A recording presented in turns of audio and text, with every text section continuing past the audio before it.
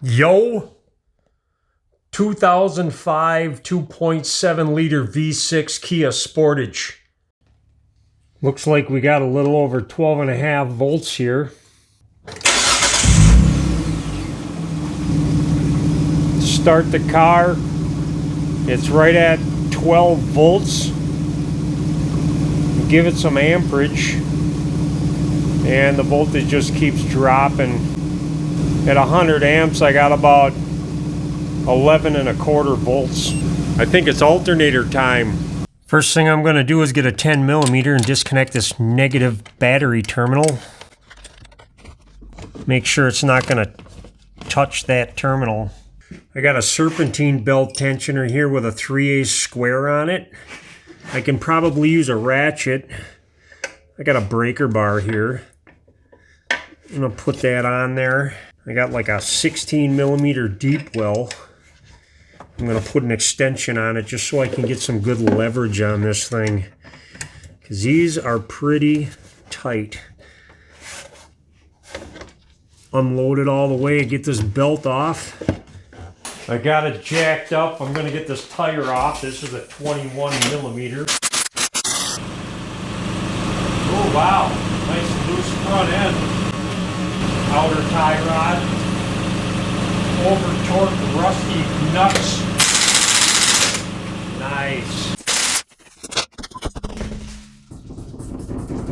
Wow. What a bunch of junk. Lower ball joint.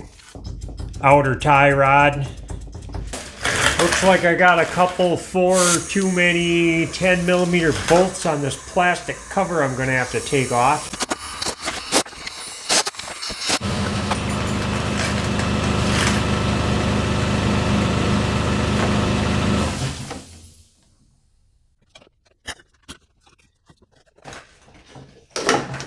He wants a new serpentine belt, so I sneak that out without unbolting the thing. There's going to be an axle in my way on the thing. I'm going to take out this cotter pin. Looks like I got an 1.25" socket here, whatever that is in metric. I'm going to put my nut back on this rusty, crusty thing, and so I don't wreck the threads too bad, and try to get this axle to move. I'm probably going to end up replacing this ball joint, but for now I'm just going to unbolt it. I have two 17mm here. I should be able to get a pry bar in here and just separate this stuff like so. Now I can try to finish hammering this thing through.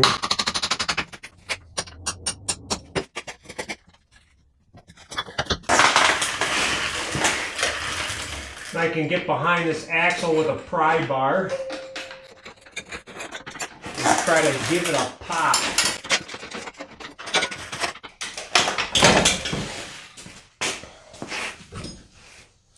Now I should have enough room to get that alternator out. There's a little clippy thing up there for the alternator.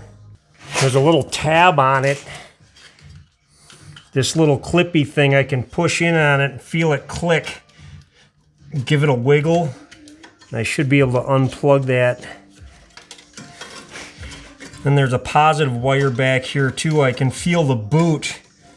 I can't really see the dumb thing, but I should be able to get my hand back here with a 12mm wrench and get this rubber boot out of the way. And there should be a 12mm nut on the top of this wire. And I got the nut off. Yeah. As you can see, there's the plug. And there's my little wire. So I got the wiring off. And then I have a 12mm on the top of this alternator. Get that off. I took that belt off without taking the tensioner off, and there's really not any room for it. You're not supposed to do that. I got a Midwell 12mm. I think there's 2 bolts for this tensioner. I'm just going to loosen them up. That way I can get this tensioner to flop around a little bit so I can get that belt out. I don't know what's going on with this cover. It's off and wrong. I have a 14mm numb nut here. I should be able to just loosen this a couple of turns, and I'm going to get a pry bar under here and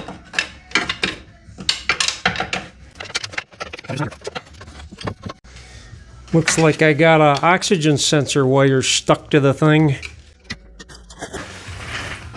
Try to get that piece of lovely off. Well, that sort of broke. Okay, see if I can get lucky.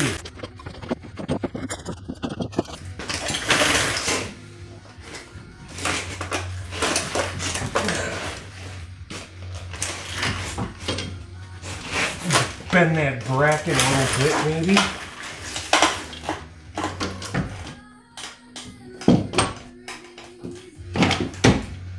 There we go. Now I can finish taking this bolt out. And another thing, I can kind of start this nut in here and push this up against there, because there's a slide in here. And a lot of times these are too tight and they won't go in, so I want to give myself some room on that. I can just whack this with a hammer and it should move that over. I can tell it moved because of this painted surface right here. There's a little gap there. I'm going to use a factory nut for this too. I'm not going to use this because it's probably the wrong size and it's a lot cheesier. Back up in the hole. I'm going to start that 12mm bolt on the top right now. Now that I got both of these bolts started, I can final torque this. I'm going to make a guess and say 37 foot-pounds. I'm going to want to do this one about 14 foot-pounds.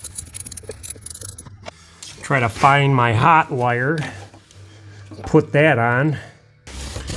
And this nut too, you don't need it very tight. Just like 8 to 10 foot-pounds is just fine. You get them too tight, you can have a problem. Of course, I'm just going to do it by hand and just do it by feel. I can plug in my square connector from up here too, I think. Oh yeah, that's in. I got really long arms, so hopefully you can do that just as easy as I did. I got a new belt here. I'm going to try to snake this thing around.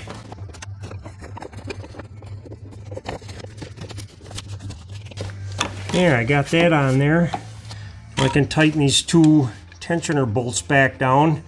14 foot-pounds on these two.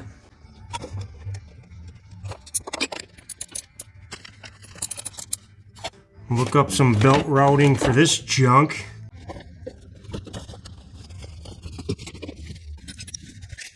A lot of times I write down that belt routing before I even take the thing off. I talked to the victim. I'll be replacing the death by ball joint. 19mm. Little pickle fork action. Oh, pickle fork don't like me. I could whack it with a hammer, but I'm too lazy for that. Seems like an old pitman arm tool works just fine for something like this usually. Or not. I put it in my vise and bent it in a little bit. Because I'm a big cheater. Ooh, I got you! 24mm on this rusty outer tie rod. That's some rusty crust. Time for some map gas action.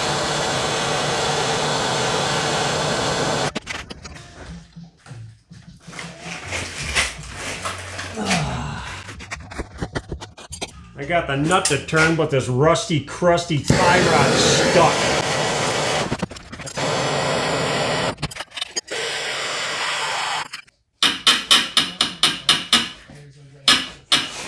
This thing doesn't want to move. I'm done wasting my map gas on this thing. See if I can get it hot enough with a little weld action. Sometimes this will make them get loose. Turn my voltage all the way up.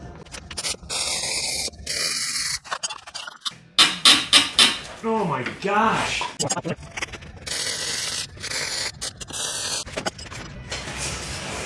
Oh, you silly, stupid thing. Guess it's time to do some surgery on this crusty thing.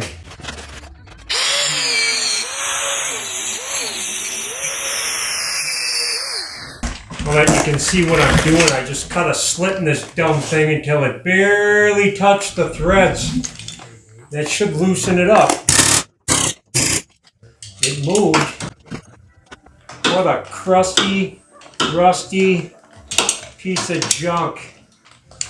I want to do a thread count just so I can get the alignment kind of close. This guy's going to have to go buy one. I guess that's how you deal with rusty junk in the rust belt.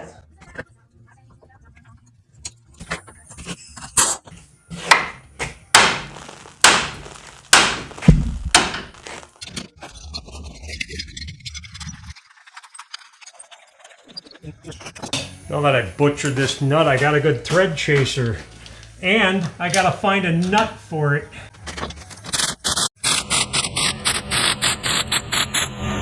Okay, junk.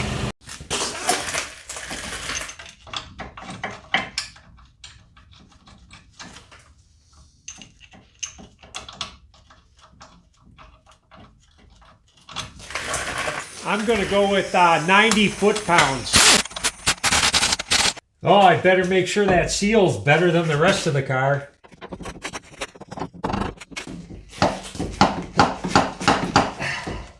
That axle didn't get popped in yet, so I'm going to stick it in this hole.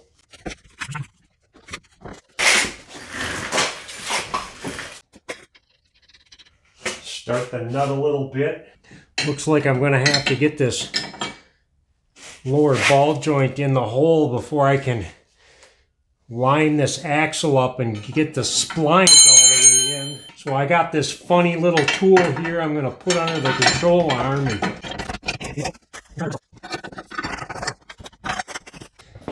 So hopefully I can pound this thing in and get it to go. That didn't go in really nice like most axles in the world, but I think it went in all the way.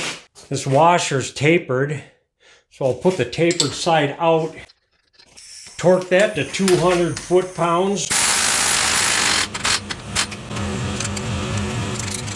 This one I'm going to torque to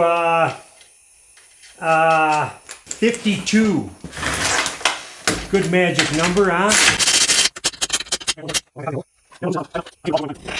Give this thing my 16 turns to get it in the ballpark. I got a real fancy nut for this. It's too fancy. I'll do 55 foot-pounds on this nut. Wow, no more death by ball joint. 6 foot-pounds on these bolts if you care about such a thing.